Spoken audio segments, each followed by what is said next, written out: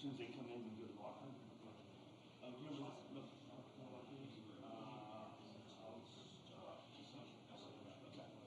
Let's try. I'm not going over this.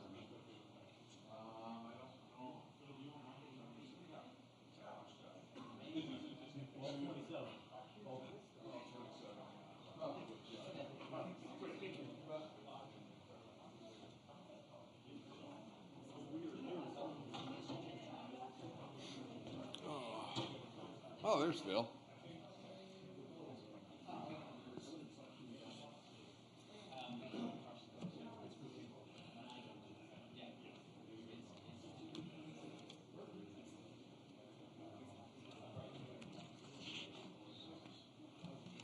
Out of the way. Marvin's doing fine, Phil. Yeah. Huh? You know, it might be some unique beginning here with Marvin. He's got a terrible roommate for 51 weeks. Who would that roommate be? It probably is, yeah.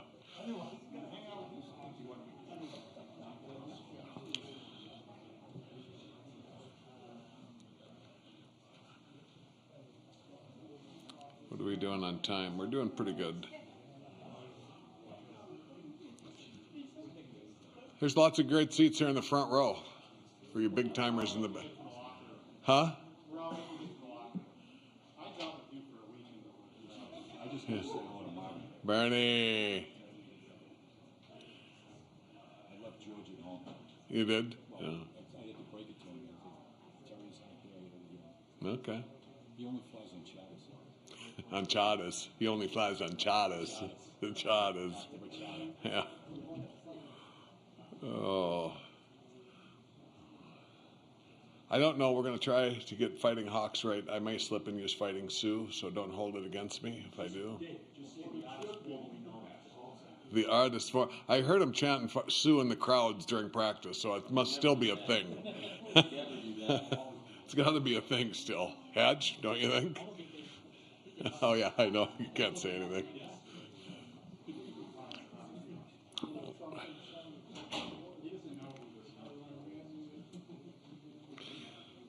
Hope everybody's doing good. Welcome. We will have the North Dakota contingent here shortly. I'm Dave Fisher from USA Hockey. Great pleasure to be back here at the Frozen Four with everyone. Phil just was here and he left. I think most of you know Phil, but if you don't, Phil Pierce is our media coordinator from the NCAA, and we'll put a face with a name for him. We'll use the mics as we always do. Identify yourself, affiliation, please, each time. As we are recording this, I think you guys know electronic devices silenced, if you don't mind, Peter. Where is Peter? Oh, there he is over there. Good. This is Marvin the Martian. If you don't know Marvin, he was born in 1999 in Anaheim at the Frozen Four. Of course, that's the furthest west we've been before this year. So he's here for you. Can certainly take selfies with him. And I know we'd like to just briefly hear from Marvin before we get started.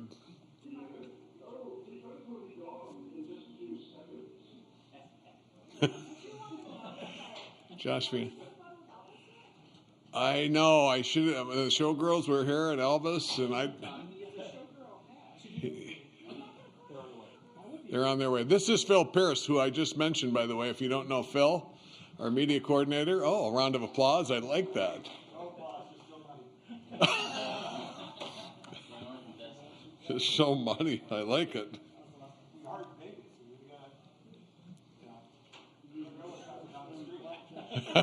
Yeah, that's right. You'll probably need some money. Hi, guys. What's happening? Hi, Dane Jackson. Oh, hey, Dane. Yeah. Yeah. Hi, guys. Dave Fisher. Nice to meet you. I watched your show behind closed doors there. I'm Bennett. Hey, Bennett. Nice to meet you. Guys. Congrats. Yeah, how do you know Darcy? Oh, yeah. Yeah. He was here at the time when I was. And Kelly Hurd, too. Yeah. Yeah, those guys, because Kelly was a couple years older than me and Darcy was just Oh my gosh, crazy. All right. It's the North Dakota contingent. Guys, this is Marvin the Martian over here, if you're wondering, to your left. His media mascot was born in 1999. You can say hi to him if you want. We will, I think we'll just keep it casual. I think we'll just start with Dane and just some opening thoughts. Getting the Fighting Hawks, I can't say Fighting Sioux, back to the Frozen Four, and what the experience has been like here so far. Yeah, it's been outstanding. You know, the welcome we had right away at the hotel and just how well everything's been set up at the arena has been incredible. So we're obviously extremely excited to be back here. These guys have put in a lot of work all the way from, summer training through July and August, right through a great training camp, and then a real consistent full season. The amount of buy-in and just team first kind of attitude from our players, I think, has been a real strength of our group, and we are fired up to compete here and put our best foot forward. Bennett, how's it been? What's going on? What's been going on today? Have any fun in the media car wash or any stories you heard? Not that I've heard of, no. No. Have you been to Vegas before? I have not, no. No, first time? Yeah, first time. Been out and about or? A little bit, but not too much. No. What do you have to say to the assembled media? Any words of wisdom? I got not a lot of words of wisdom. No? How about your partner next to you, Abram? I know he was singing Who Let the Dogs Out. I witnessed a little of that. We'll see that on the Jumbotron later. That's not my thing. How's the experience been? What's the year been like, Abram? Yeah, I mean, obviously it's been unbelievable. Obviously coming to Vegas, it's nice to see some nice weather. It was snowing earlier in the week in Grand Forks, so it's nice to, get out, enjoy the weather, and kind of, explore Vegas and everything. And it's been unbelievable, just our setup and everything like that. And just looking back at our year, I think just building our body of work just since July and August, just, coming together as a group of guys and just kind of grinding all season. And we're just really excited to, show it this weekend. Awesome questions. Please identify your name and affiliation. Phil, right here in front. Yeah, hi, Steve Karp with the Sporting Tribune. Dane, much has been said about the overall goaltending in this Frozen Four. Could you just talk to that a little bit about what the challenges will be trying to beat these guys? And your goaltender, who's had a remarkable freshman year, what's made him so good at such a young age?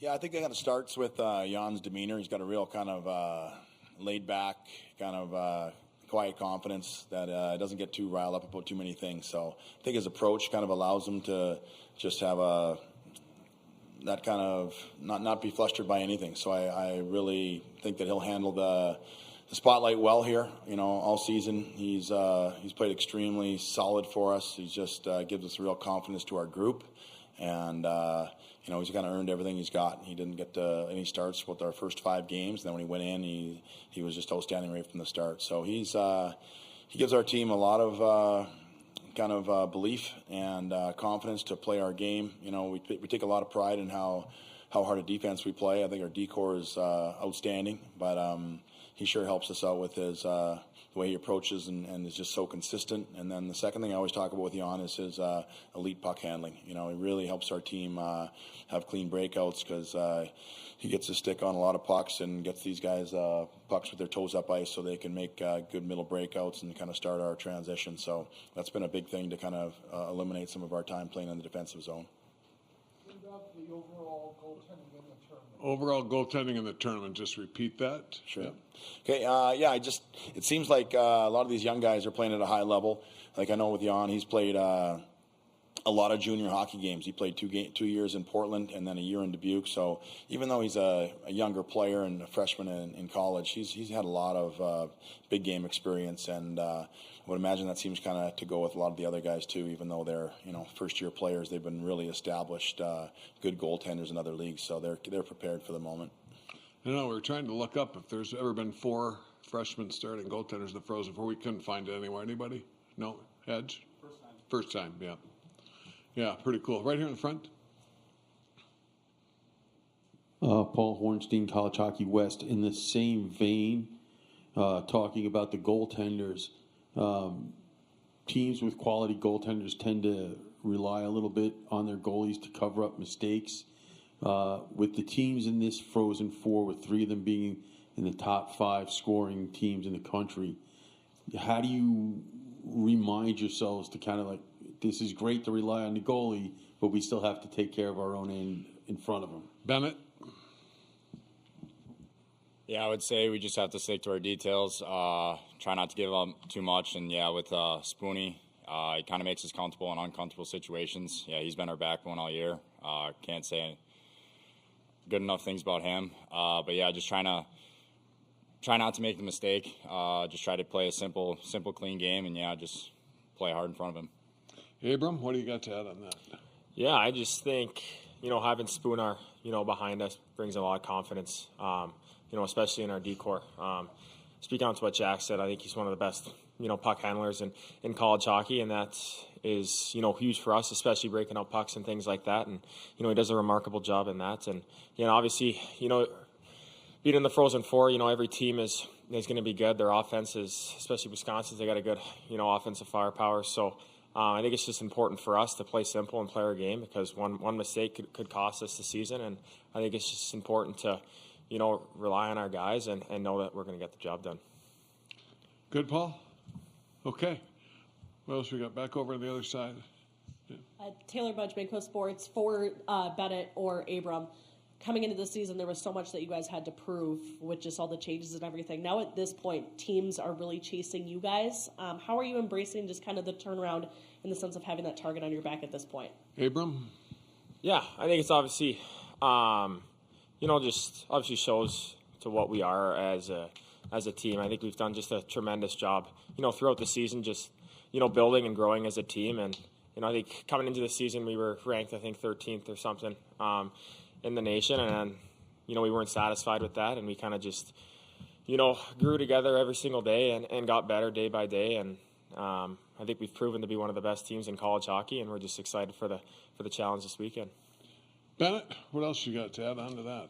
I think we just kind of focus on ourselves. We're not really comparing ourselves to any other team.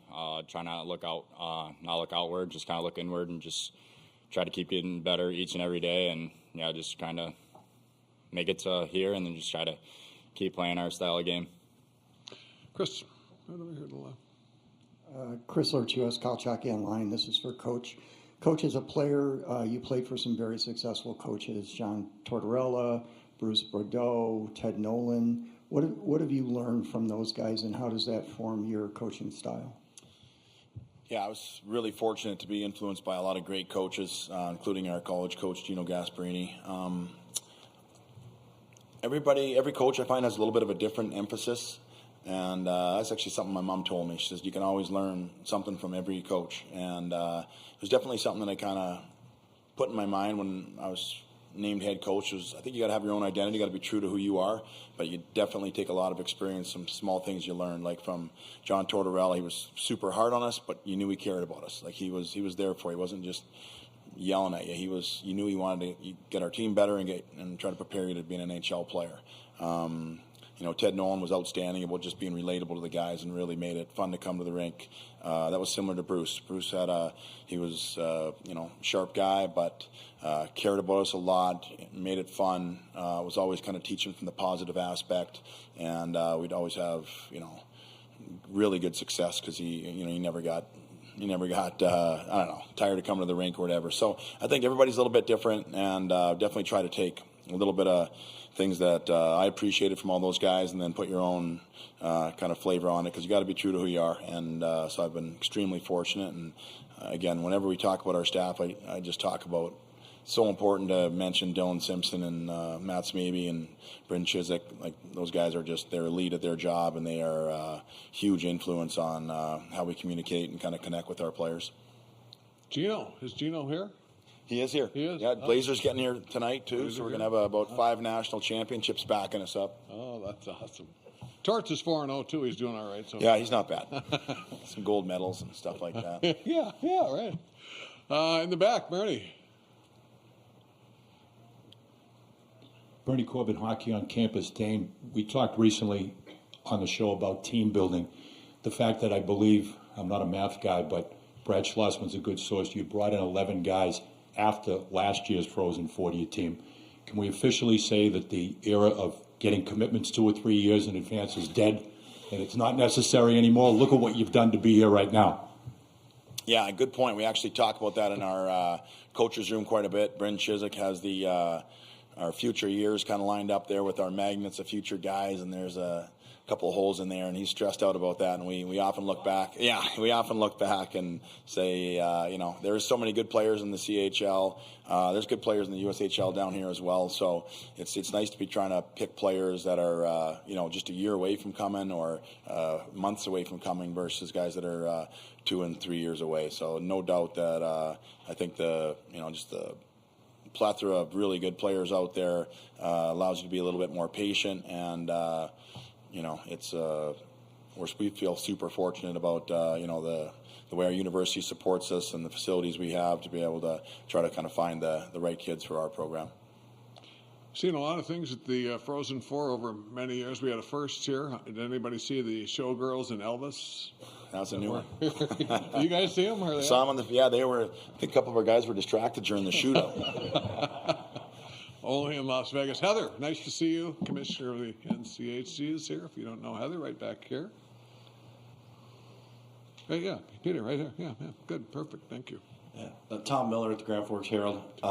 Coach, after going through practice today now, how do you feel about the status of Josephson?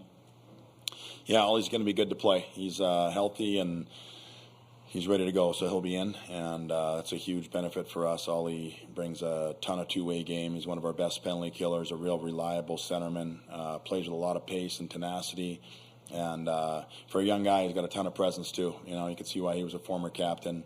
I'm sure he'll be a captain here one day as well, so feel extremely fortunate to have his benefits that he brings on the ice and in our locker room. Okay, yeah, right here in front. Other side, look the other way. Thrill's got you. Stephen Marsh with College Hockey West. Abram, this is for you. We actually had a chance to chat last summer when you were still part of the Golden Knights organization and talking about the potential of playing in a Frozen Four in Vegas. And now here you are, of course, now you're with the Flames organization. But it's got to be even special, though, that you're playing here in Vegas and you're probably more familiar with the city than the other guys, so people have been asking you for advice about get around the city here because you obviously know your way around here a little bit. Yeah. Obviously been down here a couple of times, so it's obviously pretty cool to be back in the nice weather. And yeah, guys have been obviously asking some things to do and places to be, so it's been pretty cool to be back and also be here with the guys. What have those recommendations been, Abram? Pray tell.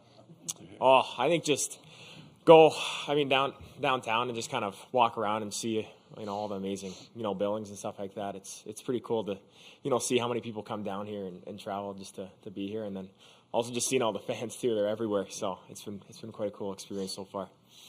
Awesome. Scotty in front here. Scott Trinity College Hockey West. Dane, have you told the guys about 1982 and what it means, the green and white, to play the red? Yeah, we did. We showed a little video of Kerry Eads chatting with the guys from Wisconsin in their bench. We showed our regional in 2008 when we were down 2 going to the third period in that regional, and remember Osh making a big play for us. Our captain Ryland Kipe scored, and Osh made a great play to pass to Dunk and tied it up and went in overtime. So we showed a couple of those moments and talked a lot about our traditional rivals we had in the old WCHA and how many battles we had. A lot of respect for their program. They always were tough, physical, really well coached teams, and just wanted our guys to kind of know about the history. I think they're one of the few teams in college hockey that we have a losing record against. So we'll work to try to get one more win on the board for our club on Thursday. All right, how are we doing? Are we good? You guys got what you need? All right. Terrific. 2:06. The puck drops tomorrow. North Dakota and Wisconsin, guys. Best of luck. Thanks for being here. Appreciate it. Good job, man.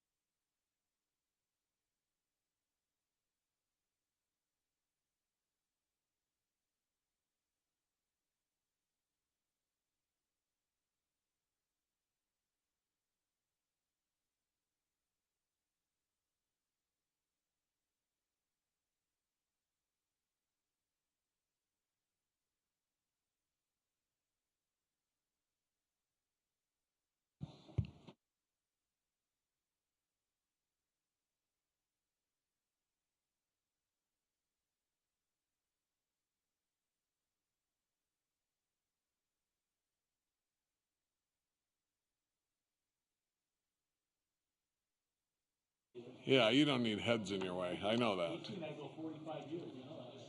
45 years. Wow.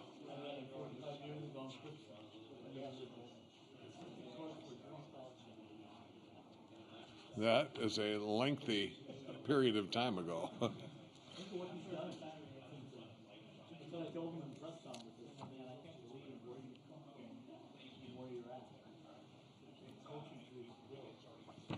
I know, it is amazing, yes.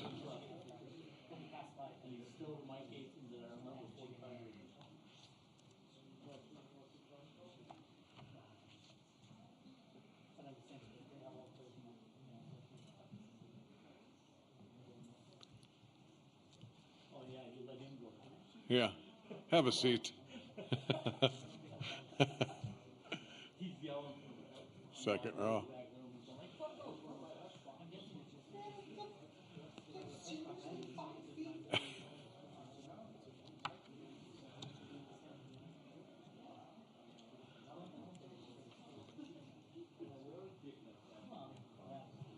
I think we mostly have a collection of people that were here the first time, a couple newcomers but wily veterans that know the procedures to silence your cell phones, please.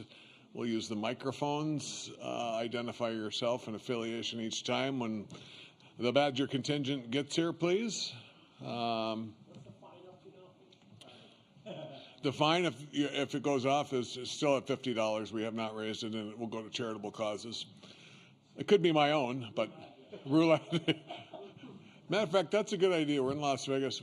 Any fines we'll just take and pull, and we'll take a vote on whether we put it on red or black, and you guys can pick. And then we'll put it down, and when we win, we'll give the money to charity. Yeah. Whose phone will go off first, Peter? No.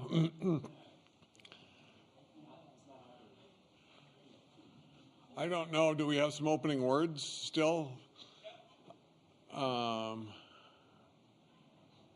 If you haven't met Marvin the Martian, he is the media mascot for the Frozen Four and was born in 1999 in Anaheim. And this is real. It's a real thing, Paul. Thank you, Paul Shaheen. Back.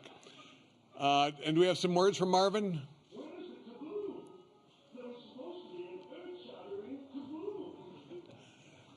All right, so that's a new addition. That's the first time we've done that in the Frozen Four. Something about the kaboom, I think it said. Ooh, probably shouldn't go. We'll stick with the showgirls and Elvis, I think. Jeepers. Ooh. No more remarks from Marvin. Steve. The Wi-Fi is working, I assume. We haven't heard anything. We got it going on. You guys are doing good.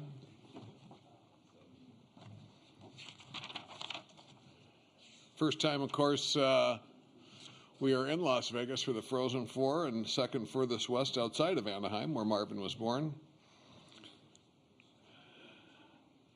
Wisconsin in its 12th Frozen Four. And, of course, there's only been one team that's won both the women's and men's national hockey championship at the Division I level in the same year, and that is Wisconsin. They did so in 2006. Of course, their women have won this year, so could history repeat itself? We will find out, I guess.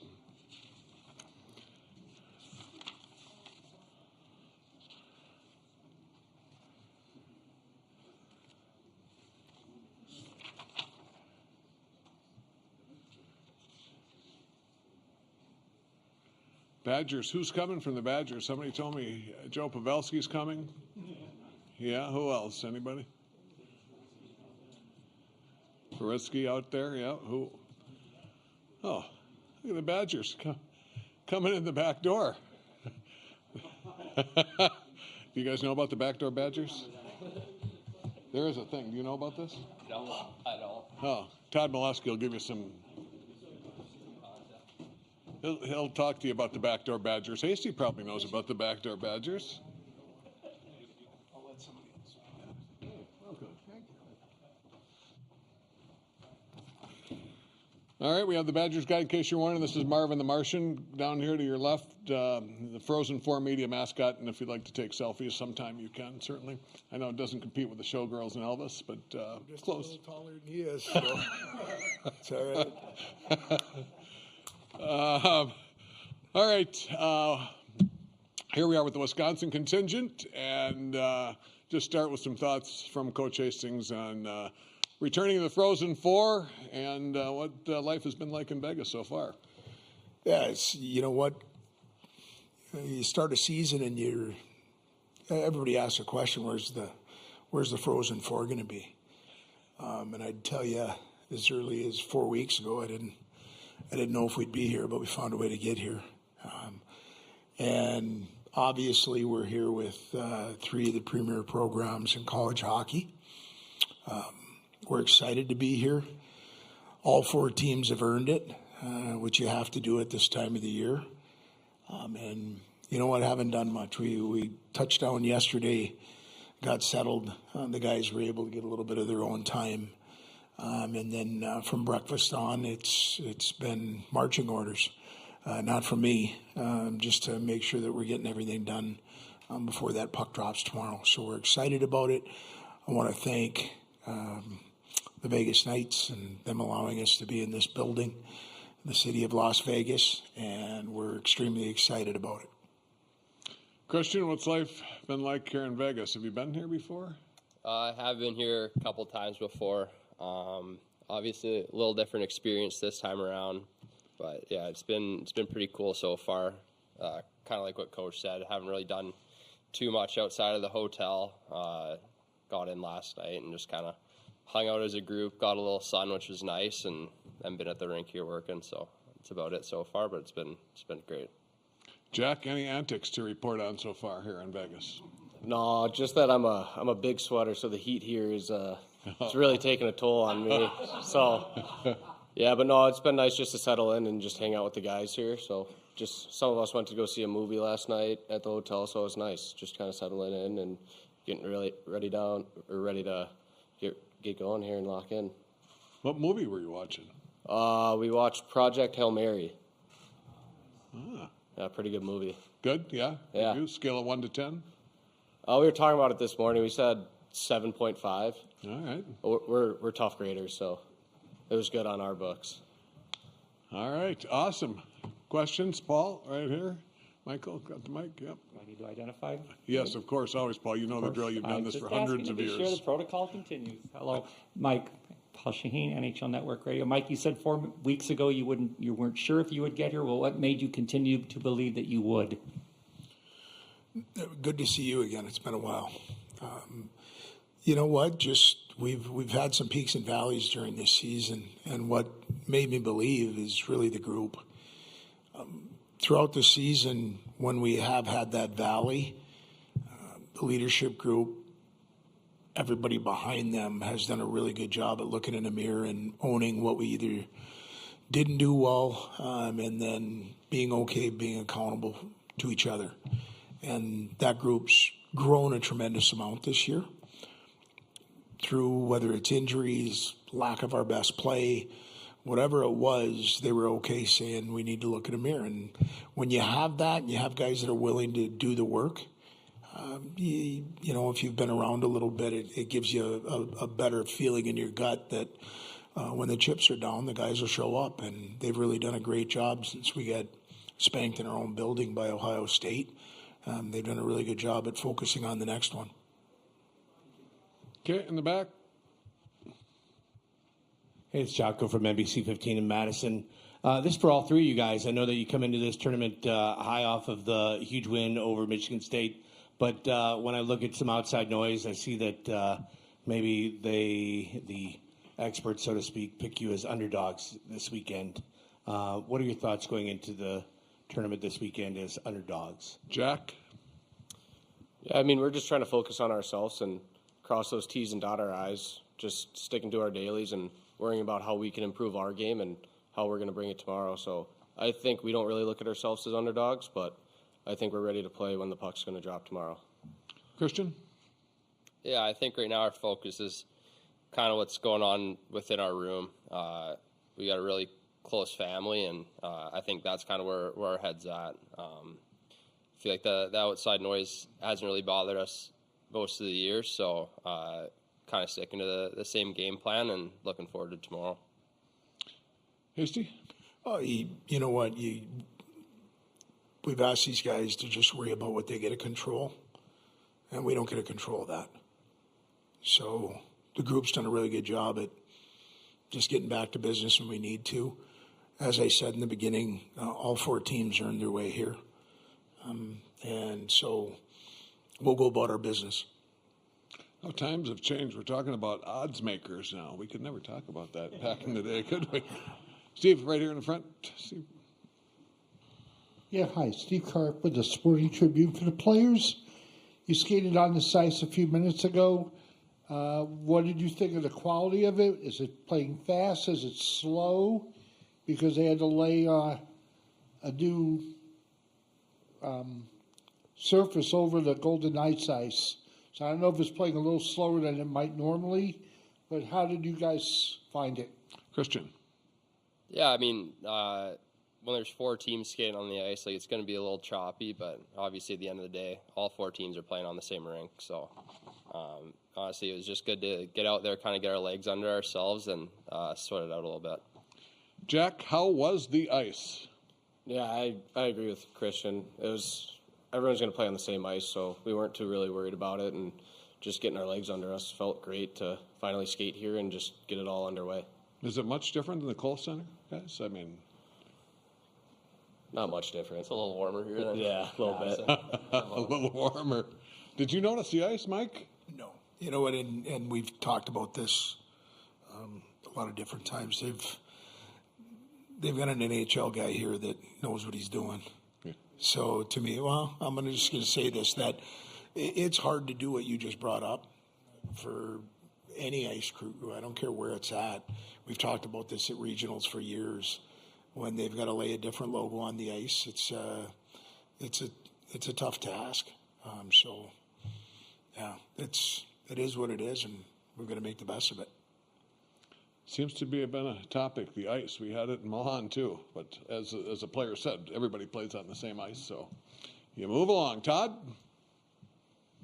Todd Pulaski with the Wisconsin State Journal for Jack and Christian. I wonder, we've been hearing that it's Big Ten against NCHC in both of these games, and the Big Ten hasn't won a championship. We've heard all these narratives over the years. What do you guys feel about that, about representing the Big Ten as a conference that's been having a lot of success in a lot of other sports in the last few weeks and months? Jack? Yeah, I mean, it's a big honor, and we're super grateful for our opportunity. So we're just looking to get underway, and we're pretty excited to be here and just get our work done. Christian? Yeah, I think honestly our focus is probably more on just representing Wisconsin and the Badgers as a whole. I wouldn't say we're too focused on necessarily representing the Big Ten. Obviously, it's an extreme honor to be a part of the Big Ten, but at the end of the day, we're representing Wisconsin and the guys within the room. All right, back over here. Peter? Hi, David Shane, Las Vegas Review-Journal. You guys had a long break before the regional, after the Big Ten tournament. You've got a couple-week break coming off that, coming into here. What have you guys done in terms of knocking off the rust, I guess worrying about the rust? What have you done to combat that for any of you? All right, Jack, why don't you chime in here? Yeah, our coaching staff and just all the staff around us and our resources have done a great job of just keeping us in shape and worrying about what we can control and how everyone's feeling inside our room. So that's mostly been our focus, is just feeling the best we can and getting ready. Christian? Yeah, I don't think it was really knocking off for us. I think it was more just keeping us sharp over the last few weeks. Our practices are extremely detailed, so I think it's just kind of going out each day we skate and focusing on those little details and just getting one day closer to tomorrow. Mike, a little different staccato. How do you approach it as a coach? Well, just a little bit of balance. You know, I'd like to say it's the first time I've been through that, but we've screwed up enough in the playoffs that we've had a couple of these. So learning from previous times, prior to us going into the regional in Worcester, 2 years previous that we had to go through it. And so we adjusted some things. I'll give a lot of credit to Tommy Inkrot, our strength coach. We sat down and went through really the calendar of what we did previously to what we were going to do this year. And the guys, I'll always go back to the guys, because if you put something in front of them, if they're willing to buy in, and they're the ones that have to do the work. And so we tried to balance our weeks, the 2 weeks, with our workloads over 3-day windows, and then get a rest. So I believe the guys are in a really good spot. It showed at Worcester, and hopefully it's going to show tomorrow. Neil. Yes, Neil Kepke, MSUSpartans.com. This is for the players. What was going through your minds on the last night of the championships for all the leagues when you guys didn't know whether you were in based on upsets with Merrimack and Ohio State, and you guys just had to sit there and wait for those results? Christian. Yeah, we actually got together as a team and just kind of watched those games kind of unfold. Obviously, once we saw that Dartmouth result, we knew we were in, and we were all pretty fired up and excited the opportunity. Obviously, it was something that we weren't going to take for granted after kind of sweating it out to get in. But yeah, obviously did a pretty good job there in Worcester, and we're excited to get going. Jack? Yeah, when we all got together, we were just all watching and enjoying the games. We kind of knew what situation we put ourselves in, so it was not up for us to decide, so we were just sitting there hoping. And once we got that chance, we all got together and we're talking about how we can't take anything for granted. Just be grateful for our opportunity and put our best foot forward every single time. Sorry? Celebrated? Oh, yeah.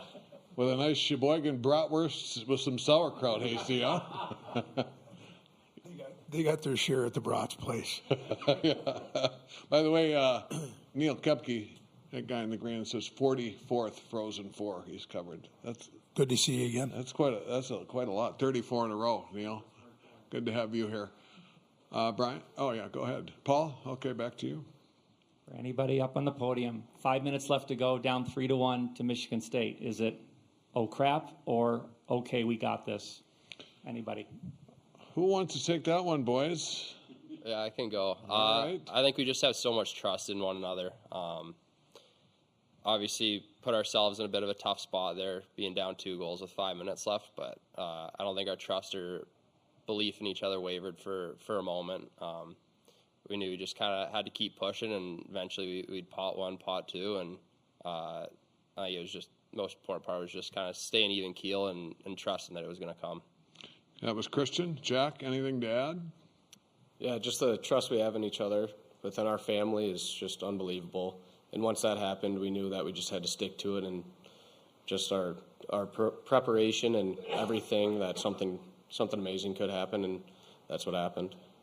Hasty, down 2 late in the game, pulling the goaltender. How has your philosophy changed over the years? Is it about the same? How has it changed?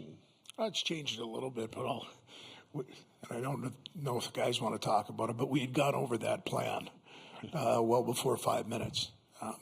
When you're looking down and seeing the goaltender that's down at the other end. But I will say this, I thought it started before we scored the second goal. I thought we had put a lot of pressure. They had to relieve pressure through some icings, and you could feel it a little bit on the bench. Now, I'm not going to say I wish they'd have shared with me that was going to happen. I'd have enjoyed that block between 8 minutes and 5 a little bit more. But at the end of the day, there is, and I'll echo just one thing. I'm a big believer in actions, not words, and they've showed that before. You know, we were in state and we were down by 2, and there were different times this year that, like I said before, we've been counted out before, and the group stuck together. They've been rewarded for it, and that's an experience I think that is beneficial for our guys, and it definitely was in that second game in the regional. All right here in the front row. Kendrick Stumbers, Badger Breakaway. Mike, I know part of the motivation to getting here is to give Schultz a chance. I mean, I'm wondering if you had any conversations with him about his mood coming into the weekend, given that motivation factor, and if at all you think he'll be available tomorrow? Well, I've had a boatload of conversations with that young man. I'm going all the way back from when he got out of procedure at Notre Dame and our team had to go. So we've stayed in constant communication about where he's at. I do believe part of my responsibility, or our responsibility as a program, is to put young people in positions to succeed. He asked them to do the work, and he has done all the work. And so, yeah, we'll have another we've been talking daily and checking in. And so will he be available tomorrow? We'll talk tonight and figure out what we're going to do for tomorrow. But we try not to put the cart ahead of the horse. This has been a process that both of us committed to with our unbelievable training staff and doctors that are here. And with his effort, he's put himself in a position to be in that conversation. And when it happened, we were hoping that would be the case, and that's the case. All right, we sometimes have special guests at these things, guys, once in a while, and we do. I know Joe is here, one of your fans from North Milwaukee, and he has a question. Peter, give Joe the mic. Joe, you got a question for one of the players or Coach Hastings? Don't be shy, Joe. This is your moment. All right, Jocko, we'll go to the back, Jocko, and then we'll come back to you. He froze. I mean, don't do that tomorrow.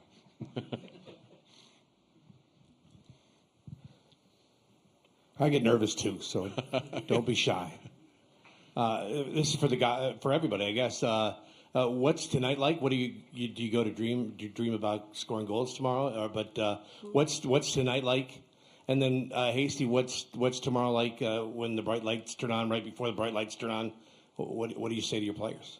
Christian? Yeah, I think after this, go back, get a bite to eat, get a little homework done, and then other than that, probably just lay low, hang out for the rest of the day, go for a nice dinner tonight, and just be fun to be with the guys and be in Vegas. Go to bed tonight and just look forward for our opportunity tomorrow. Jack? Yeah, I mean, do you know where we're going to eat tonight? Capital Grill. Oh, yeah, so we got a nice dinner tonight, and then I was lucky enough to finish all my homework last week, so just kind of spend some time with the boys and just chit-chat about who knows what and just get a good night's sleep and get ready to go tomorrow. Where is the dinner tonight, Coach? Capital Grill, I believe. Oh, only appropriate. Madison. Thank you, Kinger. And the remainder, Jocko, what do you want? What do you say tomorrow? Right? You don't have to give everything. What do you say tomorrow? What's you don't have to give the whole speech, but what do you say to the fellas? You know what? At this time, this is them going out, and you hope in February you turn the keys over, and that's pretty much what we've done. We're a responsible group. They've focused on their dailies, as these guys have brought up. Tomorrow's an unbelievable opportunity, just like the opportunity we had in Worcester on Thursday and on Saturday. So they've done the work, they've put in the time, and now go be the best version of us. And through the peaks and valleys of the game, stick together. And at that time, we talk a lot about no tears at the end of the year. No regrets, because you've put everything that you can put into it. And if you do that, you can live with it. And so this group's done a phenomenal job at focusing on what they get to control. They'll do the same thing tonight. We're going to enjoy a meal as a family and go about it. The sun comes up tomorrow, a little bit earlier start than usual, but our group's adjusted to those things really well over this time here in the last couple of weeks. And I know they want to grasp that opportunity and make sure that we're here trying to play on Saturday. Kinger, can you, are we invited or? I'm just kidding. Bernie. Bernie Corbin, Hockey on Campus. Mike, when we talked earlier in the year, you talked about we people as opposed to me people. I love that, by the way. But when you're down 2 to Michigan State late, I guess you just got to hope that you got enough we people out there that you've got in those situations to get it done. First, it's really good to see you. I love what you do for college hockey and your love for BU, so it's really good to see you. I love being a guest on your show, and Love what you do. Yeah, from our side, it's the piece of that you said. You do, and we don't play the game. The coaching staff doesn't play the game. That was taken away a long time ago. And so, yeah, it's really a trust. And at the time, you just kind of back up and, you let them be what they are. And this group's done a really good job at that. And the piece of it that a lot of people don't get to see, and we get criticized at times when we don't get done what people think we should get done.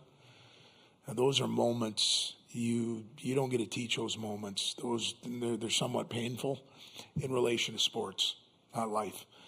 They're somewhat painful when you go through that, and the guys have done all the work, and they don't get the results. But I do think it prepares you, and to see that group go through that and be rewarded for that is one that you just keep turning the heat up on the fire a little bit, and you say, hey, listen, fellas, when you're the best version of yourselves, you're pretty good. And hopefully that builds our confidence, but not an arrogance. And they take advantage of the opportunity that's in front of them. All right, are we good? All right, one last one here in front. Yeah, Coach Paul Hornstein, College Hockey West. Was brought up in the previous press conference about an evening one night between Wisconsin and North Dakota. You were not obviously directly involved in that, but it's been brought up here a little bit, more than I thought it would be, to be honest. Have people come up to you and talk to you about that night? You got to go get those guys for that game. That's still a game. I think there's one reason we all have to go. When we go to school, they ask all of us to study history, right? And I'm not going to say I had a little bit of a history minor, but what I'll tell you is great about it is the guys, I'm of that age where a lot of guys that were playing in that game, whether they're alumni, for me in Wisconsin, fans that have continued to stay on the bus of Badgers. And then even some guys that grew up in Crookston, Minnesota, which is 21 miles away from Grand Forks, right? And so a lot of those guys, our game's a small community. And when you can talk about the ones where we didn't have social media, it wasn't instantaneous. My guess is that's grown a little bit from what it actually was. But there was a genuine, let's just say, I don't want to say hatred. I'm just going to say one that when you play somebody that many times, that many meaningful games, it's the same thing that's going to happen tomorrow. It's just, we'll keep the water bottles on the bench. And I know both teams are going to try and represent their university so that they can be proud, and maybe that game gets played all over again tomorrow. I don't know. That was 47 years ago. Christian and Jack, do you guys know anything that we're talking about here right now? Seen a couple clips, but that's about it, honestly. Yeah, you guys weren't even quite a thought yet. You guys want to, you got a couple more? Are you guys good? You doing all right? All right. In the back there. Jay McNally, College Hockey News. This is for Mike. It's been talked about how all four starting goaltenders here are freshmen. How unique of a situation is that, just from your experience coaching, and what can you say about your freshman goaltender? And again, I forget a lot of things, but I don't remember. I don't remember. I know I wasn't a part of anything that had four freshman goaltenders at this time, playing at this time of the year. Never happened. Yeah, thank you. And now that one's been around and detailed. So thanks. Our goaltender, you know what, when he came in, if you've had an opportunity to meet him, and maybe some of you have, some of you haven't, talking to him, and these guys I think would back it up, he's about as calm a water as you're going to find. And those stories about goaltenders being different than everybody else, I've experienced some of those too. This one in that locker room, whether we've won, we've lost, he's crushed it, he's had a rough night. He just kind of stays even keel. And I'm going to tell you as a coach, and these guys can probably talk as a guy that's playing in front of him, you respect that. The second piece of that is he crushes everything that he controls. His diet, his preparation. He's a wee guy, what Bernie said. And came out of the gates hot, had a little bump in the road, and found a way to keep another one out of the net in the regional. They didn't allow him to get to 4. That's a winner. You know, when he's done that over time, and we feel comfortable with him being the guy leading us out tomorrow. Guys, anything to add? Yeah, I mean, obviously we have a lot of trust in him. Kind of seeing what he did in the dub coming in, his numbers, they were very impressive. But yeah, I think kind of like what Coach said, just the person he is. He keeps it pretty light, and I think that's kind of calming about him, having him in our net. We know he's going to be there to make the next save, and yeah, we have trust in him, and I don't think that's shaken all year. That was Christian. Jack, you want to follow up with anything? Yeah, I mean, just his presence around the locker room and outside the rink, like, he's a leader in his own way, and he's only a freshman. You can tell that it's just been growing throughout the year. So just having him, that calm presence back there, whether he messes up or he makes a really good play and saves one of our butts, he's always thinking about the next. He's always thinking about the next, and he's always got our backs, and we'll always have his. So just having a guy like that in your locker room and between the pipes, it always boosts the mentality in the room. All right, good. We're going to let you guys go. Thank you very much. Best of luck. Have a great dinner tonight, and we'll see you back here tomorrow, guys. Thank you. Thanks, guys. Hasty, you know what a polka is?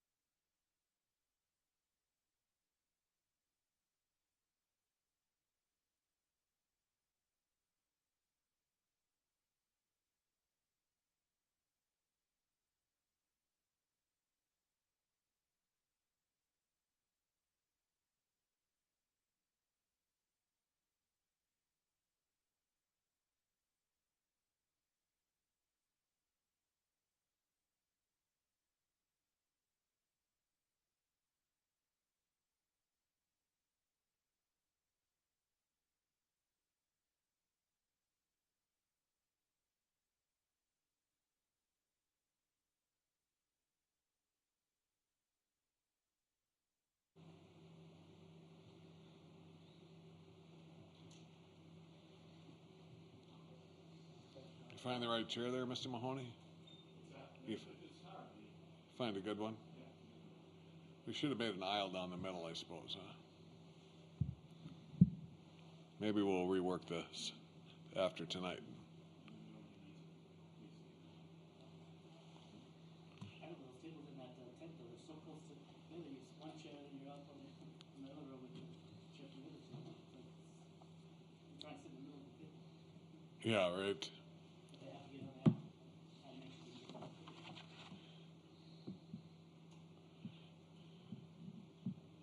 Did you have some tacos?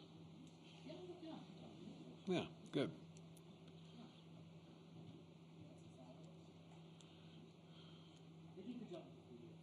Yeah. Do you guys all know Michael Weissman, who's director of comms for the NCHC? He's right over there. If you don't know Michael, now you do. I mean, he's a conduit for you all. Yeah, you probably know most of them. Wow. You're thinking the media is asleep at the wheel and been gambling all night, Michael, or what? Yeah.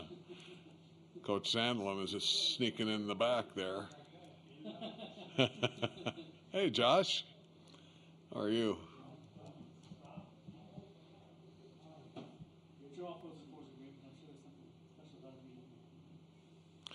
Yeah, there has been a lot of anticipation for Las Vegas prior to it even being announced.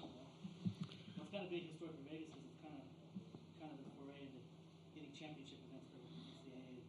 Final Four will be here in a couple of years for basketball and football too. We're trying to get a jingle for the Frozen Four, so if anybody is musically inclined, and I mean, I know we can go to AI, but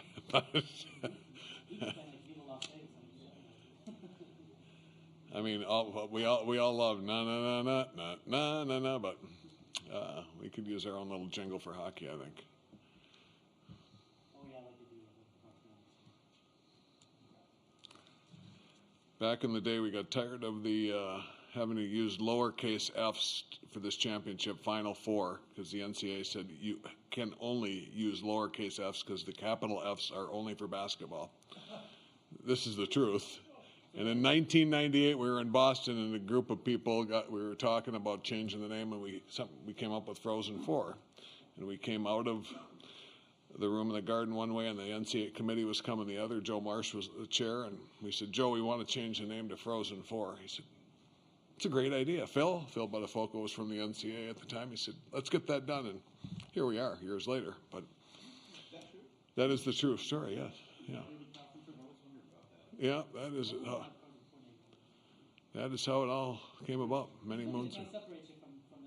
Yeah, yeah. Makes. Basketball didn't like hockey using capital F. Yeah, we had to lose. We could use Final Four, but it had to be lowercase f's. Yeah, I know, just random, back in the day. Ed was involved in that. Yeah, myself, John Painter. There were like 6 of us. It's just sitting in a room. That's back in the old Hockey L days. Does anybody remember that too? The Hockey L, yeah, Lurchie, the Hockey L bulletin boards. And this was, again, people were bantering around names all over. And we just were talking about it as a group, and we just settled on Frozen Four, and we went and talked to the committee, and they liked it.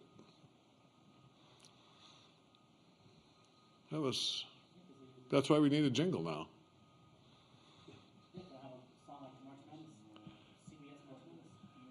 Yeah, right.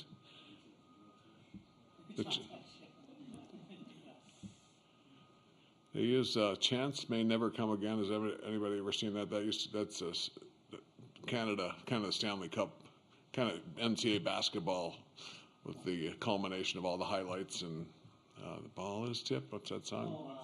Yeah, One Shining Moment. Yeah. One freezing moment. Bernie, good idea. Bantered that around on Hockey on Campus. I like it. Yeah, somebody sent us a an AI-generated song celebrating the gold medals at the Olympics. It was pretty cool. I mean, Scott, you're late. Well, thank you for that update. Wasn't really asking every step of the way, but that's okay. I like it.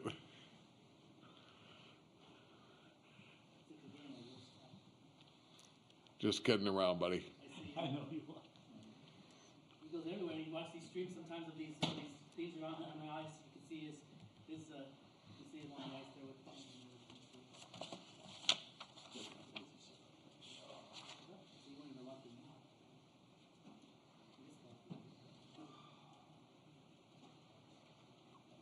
5:33. We will drop the puck on game 2 tomorrow. Michigan and Denver, of course. 60 minutes between games if we have overtime or whatnot. Oh. We don't need any injuries, boys. I know. Nice job. Wow.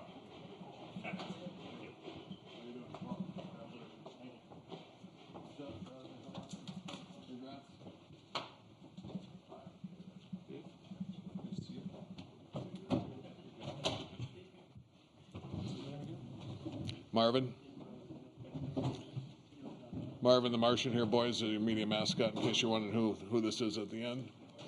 Yeah. You know who Marvin is? No. Do you know Marvin the Martian, the Warner Brother character? Yeah.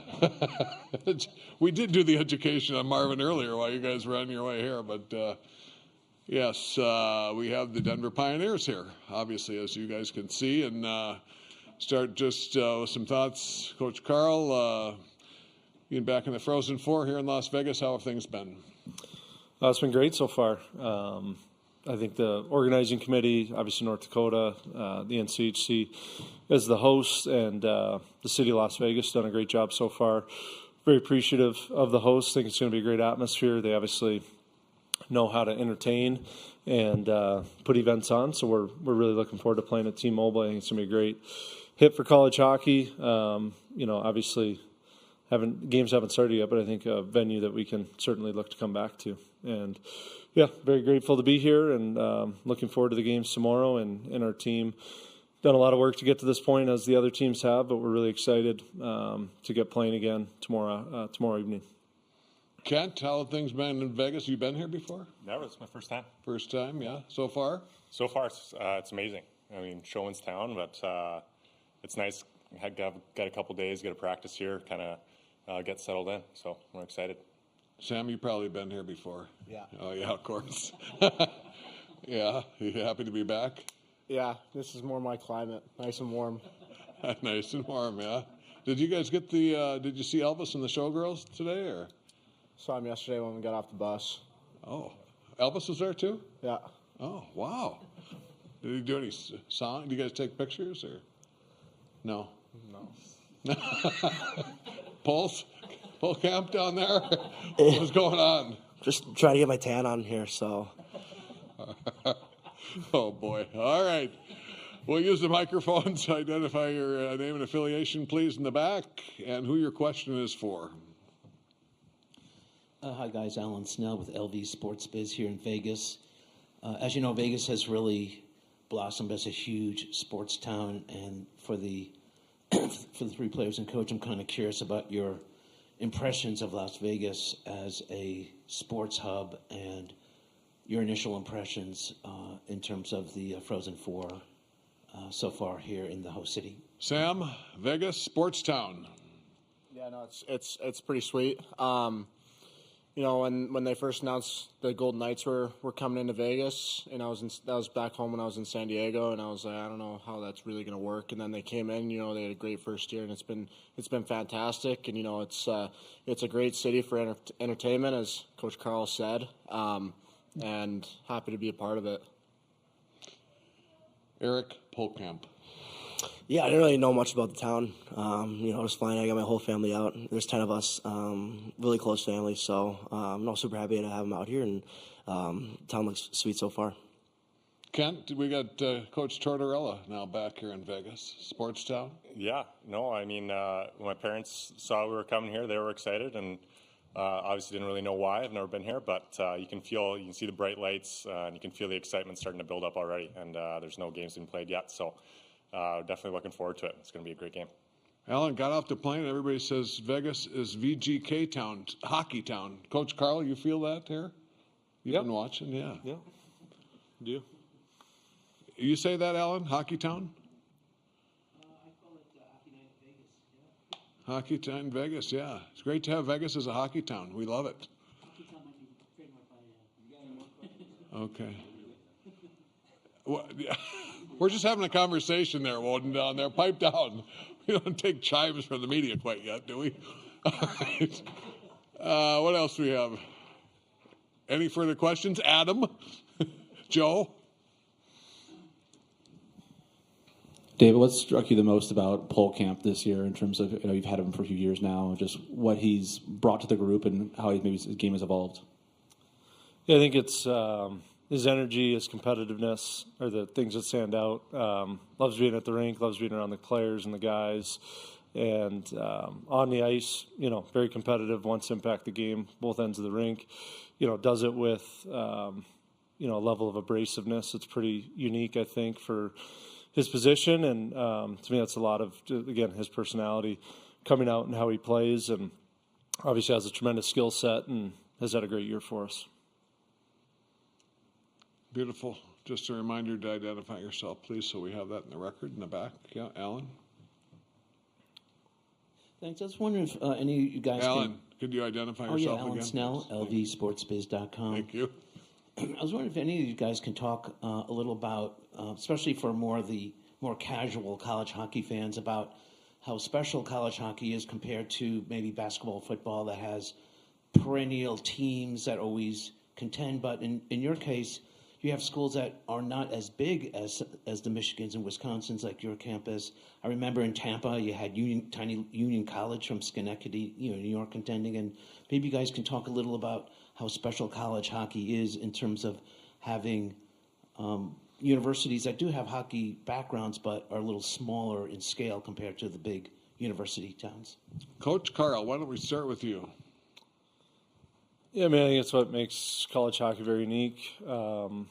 It's very local, it's very regional, very diehard local fan bases. And, you get events like this, like you said, where, we're quite a small school. It's really hard for us to compete against a school like Michigan in any sport, outside of our hockey team, our lacrosse program, and probably our gymnastics team. And so we have a great athletic history and tradition, but to do it with only 6,000 undergrads, not the big alumni base that a school like Michigan has, and I would even throw North Dakota in there as a smaller institution as it relates to Wisconsin and Michigan, and certainly that's been kind of the hallmark of our conference. We've won 7 of the last 9 national championships. None of us are, these big, huge state schools, and it starts with great leadership from our presidents and chancellors and our athletic directors, but really it's ingrained within our local communities and our fan bases. And there's lots of great college hockey towns around the country that, get to play on this stage, which, again, makes it a wonderful thing. It's not just run and overtaken by, the big boys as it would be, like you said, in football and basketball. Eric, anything from a player's perspective on that topic? Yeah, I played up at Midget State my freshman year, and like DC said, it's really hard. Different conferences through the CCHA, which almost had 3 teams in it this year in the tournaments this year. It's tough. Every game's really hard, and we played North Dakota that year. We played Duluth, and we gave them tough games. It's no different. So the same situation here at Denver. So college hockey is so good this year. It's tough to win in night, and it's tough to win in that environment for sure. Good, Alan? Okay. Right here. Matthew Auchincloss with the Michigan Daily. Obviously, coming into this game, there's 2 goalies. They're both freshmen, both kind of small goaltenders, and they both play different styles. Jack with a little bit more explosive, reflexive play, and Johnny a little bit more with skate controlled. I know none of you guys are goalies, but what can you kind of appreciate about Jack's style and the way in which you guys are kind of preparing to face him, and then what can you say about Johnny's performance this year? That for David, I assume. That for Coach. Okay. Yeah, I mean, 4 freshman goalies are here. 2 freshman goalies in the championship game a year ago. It's kind of a really unique circumstance that's going on right now in college hockey, and certainly Jack is an excellent goalie. Michigan's an excellent team, 31 wins. You know, Jack got hurt for a bit. Their depth in all 3 positions really good. Lots of made of Johnny. Certainly what he's been able to do for us in the second half, and our guys have lots of belief in him and his abilities. And there's 4 great goaltenders here, and we're looking forward to the competition. All right, up here in front, Scott. Scott Strandy, College Hockey West. Basically, for all you guys, if you could explain to the national media that's on the scene now what it means to be a pioneer from maybe in July all the way till right now, and the history that you guys have of winning championships. Kent. Yeah, the Pioneer family is a special one. You know, being here for 4 years, you learn about all the success, the tradition, the culture this place has. So every day you're lucky to be, you know, with these teammates, staff, with everyone. You have a great alumni base, and being able to talk with those guys, learn, get their wisdom and their experiences. It's a family all around, and it's a special place to be. Sam. Yeah, especially since the first time I went on my visit, I just kind of knew it was going to be my home. I feel very fortunate to be a part of this program, and for everybody who's come before me, it's, you know, our job to continue on that legacy and making sure that, you know, we're leaving it better than we found it. Eric. Yeah, to be honest with you, I really didn't know much about Denver. Come from a small town in Minnesota, but you found out really quick what it meant to be a pioneer. You don't care about the money, you don't care about the fame, the glory. You know, you just come here to win, and you know, we're trying to do that this weekend. Okay, great. Over here on the right. Thank you, John Doyle, USCHO.com. Coach Carl, you used the word abrasive to describe Eric's, leadership style. I don't remember the exact context. Now, the word abrasive is usually, a pejorative. You obviously didn't mean it that way, so I was wondering if you could expand on that a little bit. Yeah, I mean, I think I described it within how he plays. And so I just think he attacks the game with and without the puck. He can put people on their heels with how he attacks with it. He's obviously got a great shot. But when he's not shooting, and he's coming at you, I don't think it's a very comfortable feeling for people. And when he's coming at you when he doesn't have the puck, again, I don't think it's a real comfortable feeling. So that's what I mean by it. It's an aggressive style. Abrasive is what came to mind and came out of my mouth for you. So that's how I describe him. In the back, abrasive. That makes sense to me, Pauls, don't you think? You like that fish? Yeah, I did. Denver education. You learn that next year, Eric, when you come back your senior year.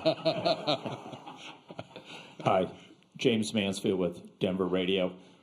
Speaking about kind of an aggressive style, Sam, you've got a terrific reverse check. Can you talk a little bit about that and how you've developed it and expand upon maybe the abrasive nature of your reverse check? Word of the day. Yeah, I'd say ever since I could start hitting, I just liked it. So anytime somebody came near me and I had the chance to kill him, I wanted to. So just kind of threw my body into him full force, and kind of, if a reverse hit happens, it happens. If not, I'm laying on my ass. I got to get back up and keep going. That was a terrific summary. That's Sam Harris, everybody. Be here all week. All right. In the back, Bernie.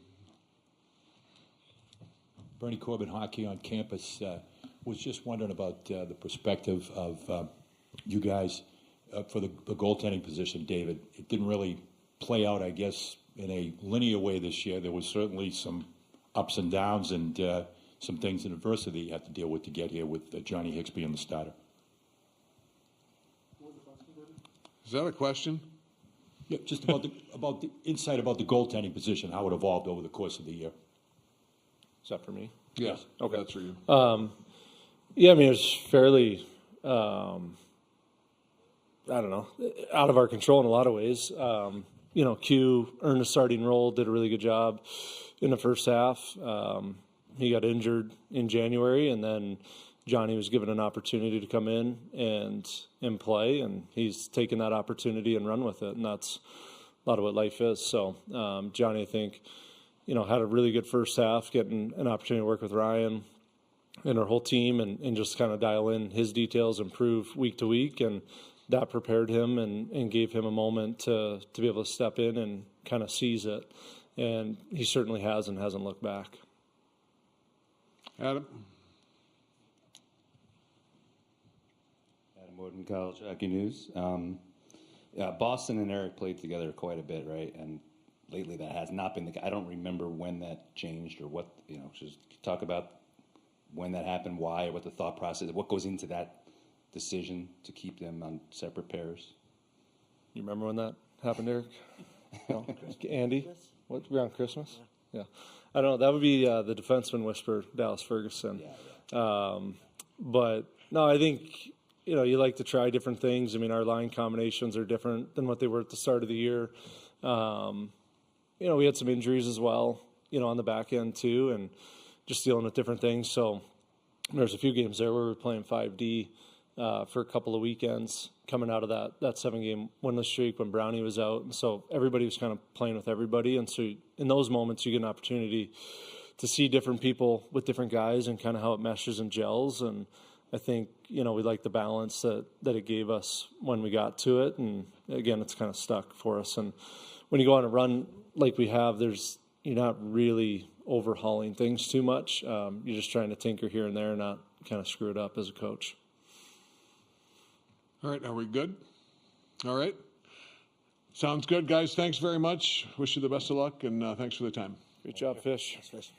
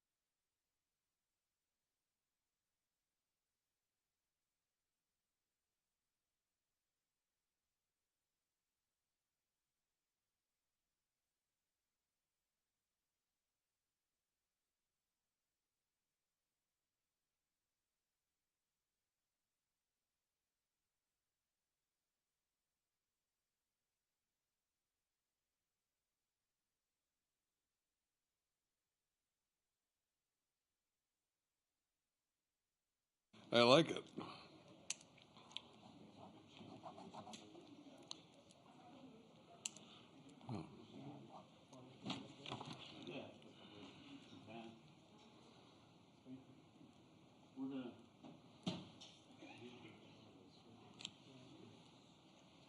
What do you got? Are those mics going to interfere with our sound system, guys? Those wireless mics they got? Okay, beautiful. Well,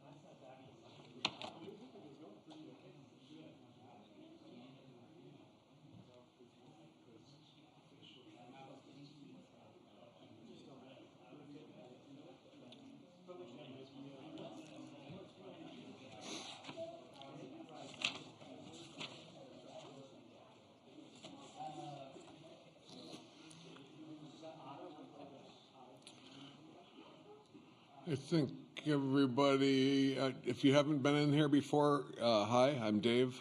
We'll use the mics for questions, and please identify yourself and affiliation each time as we go along. That would be appreciated. If you haven't silenced your electronic devices, please do that. We'd hate to fine you because,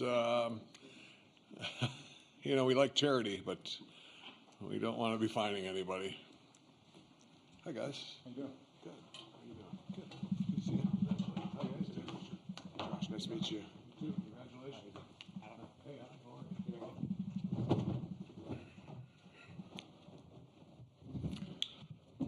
I think the first order of business is to congratulate Josh for receiving the Scholar Athlete of the Year, Elite Scholar Athlete Award, excuse me. If you didn't see it, they just presented it on the ice after practice to him, 3.974 GPA. Josh, that's pretty good. Thank you. And, of course, that goes to the student athlete with the highest GPA among the 4 teams here in the Frozen Four. So awfully cool. And as we start, Brandon, maybe just some thoughts here on arriving in Las Vegas back in the Frozen Four and how the day has been. Yeah, just excited to be here. Got here Monday night, and what an awesome experience so far, and just looking forward to the tournament. It's everyone keeps talking about the 4 Blue Bloods and all the national championships. All 3 games are going to be sold out. It'll be great for college hockey. Yeah, can we move you guys up to the mic a little bit? Yeah, thank you for the sound. Appreciate that. All right, Josh, what about you? Been to Vegas before? I have. Yeah, and how's it to be back? A little different circumstance probably this time, huh? Yeah, definitely. I like these conditions a lot better. Adam, have you been here before? Yeah, I've been here a couple of times on vacation. You guys got wily veterans here in Vegas, Coach. Any tips for us that haven't been here before, guys? Drink a lot of water. Get your sleep. Coming right from the mouth of the head coach. I love it. Questions from the floor. All right, right back here. Yep. Hi, Vihan Iswar, Michigan Daily. Coach, this one's for you. So you've obviously been here 4 times now, both as a coach, as a player. And what have you kind of learned and picked up from each experience that has kind of fueled you in preparation for this go around? I think the biggest thing is just managing our emotions. There's been different experiences at different times, and with this group, just positive vibes and sticking our identity and just having fun. All right, further questions? Todd? Molesky with the Wisconsin State Journal. For anyone who wants it, we saw your men's basketball team break a long drought for the Big Ten earlier this week. It's been a good week for the Big Ten. It's been a great season for the Big Ten. I wonder how much the drought of Big Ten men's hockey championships is in anyone's mind. Is that a thing that ever comes up, or is that just something we talk about? And That's for the media. We don't think about that stuff at all. We're pumped for Dusty, and I know a lot of our guys are tight with the basketball team. We all watched the game the other night, and super excited for them, and excited to have the opportunity to do the same thing. Adam, what do you got? Basketball. You were watching, obviously rooting for the Wolverines. Yeah, we were all watching at dinner, and we were all pretty fired up, and we're pretty close with a couple, so yeah, it was great. Josh, what do you got? It was just a cool experience to see how the campus reacts and the support that we have as a university as a whole and through athletics. To see kind of everybody come together and rally around that, and now the focus has kind of turned to us. So we hope to kind of utilize some of that momentum and the support that we have, and we have an opportunity to do something very special here. So we're looking forward to tomorrow night. All right, great. Further questions? Okay, yep.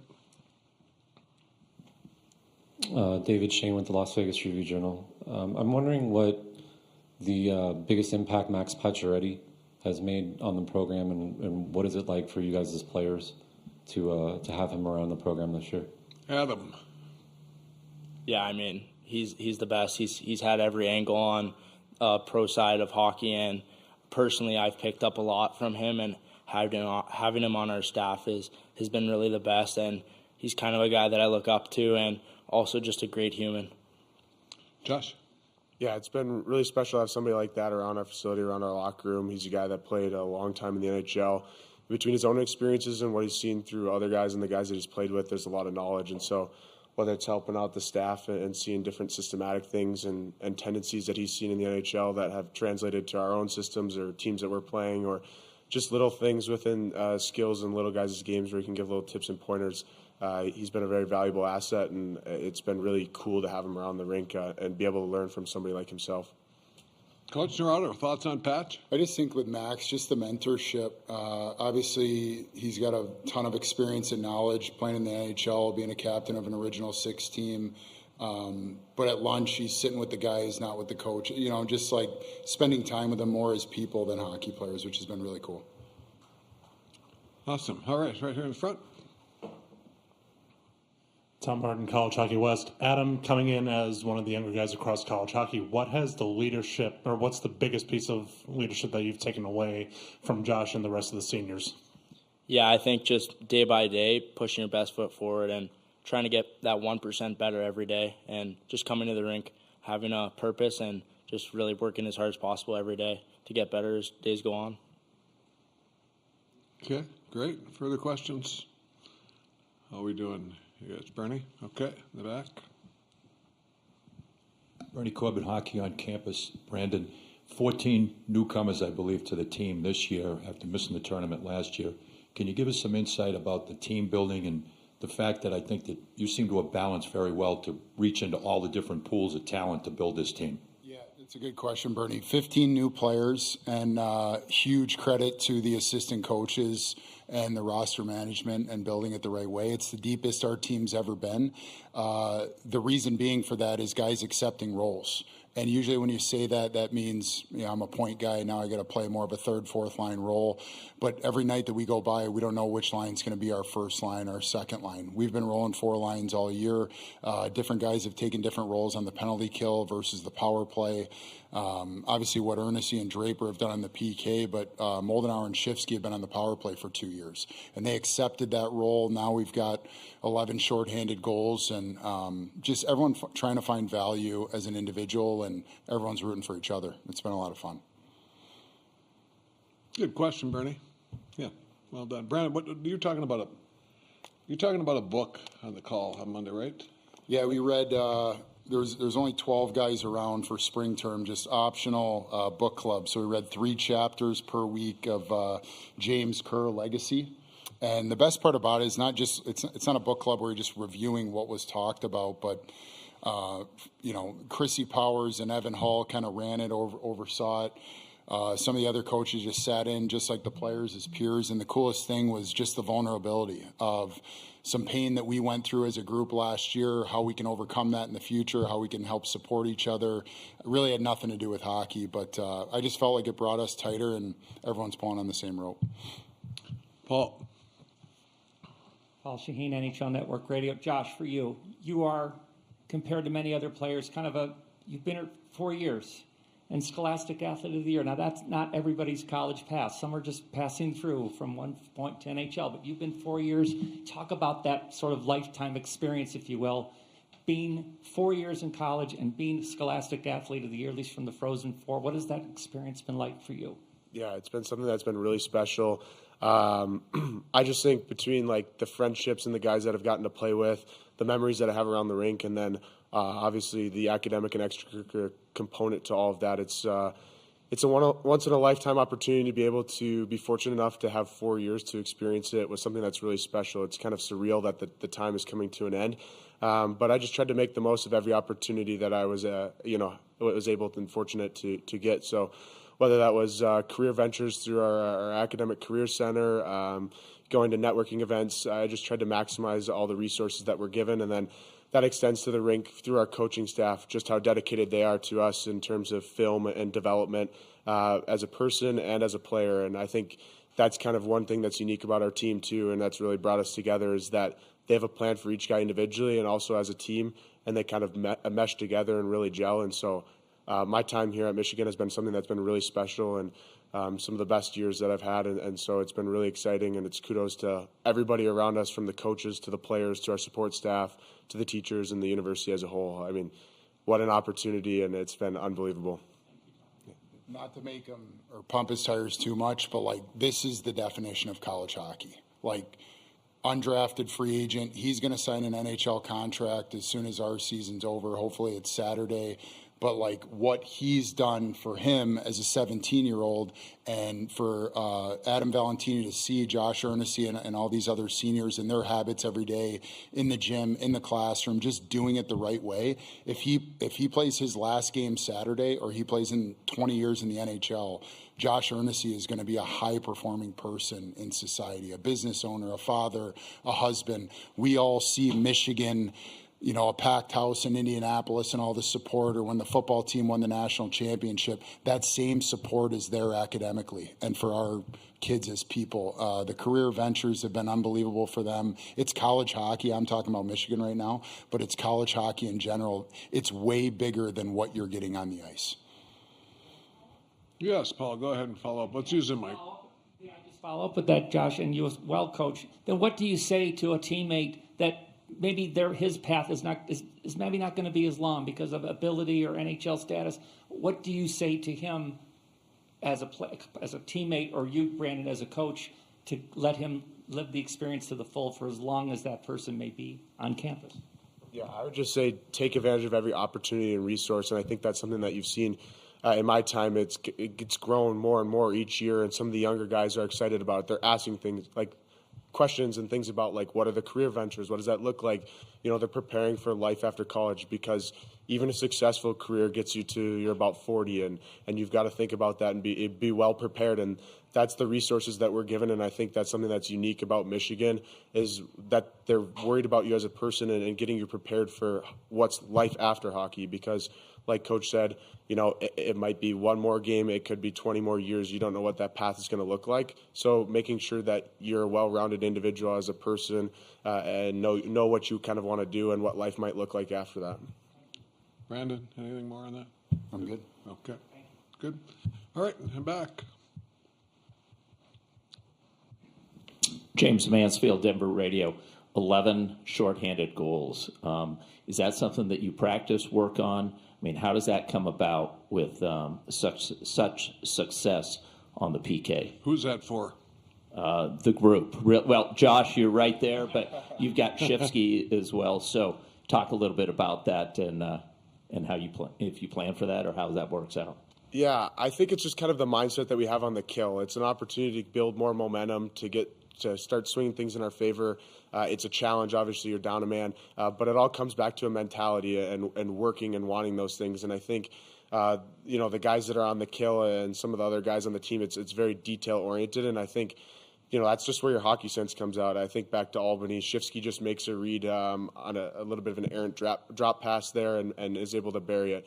Him and Moldy have been really successful here, especially in the latter half of the year, to create opportunities and create chances. But I think it just starts by working, putting pressure on other teams, staying in pressure, and then looking to attack. Even though we're down a man, when the opportunities present themselves, try to make a rush, try to make the most of it. And so I think it's just a mix of mentality, effort, and then just the personnel that we have on the kill. Sounds like a future coach. What else? Anybody else? We good?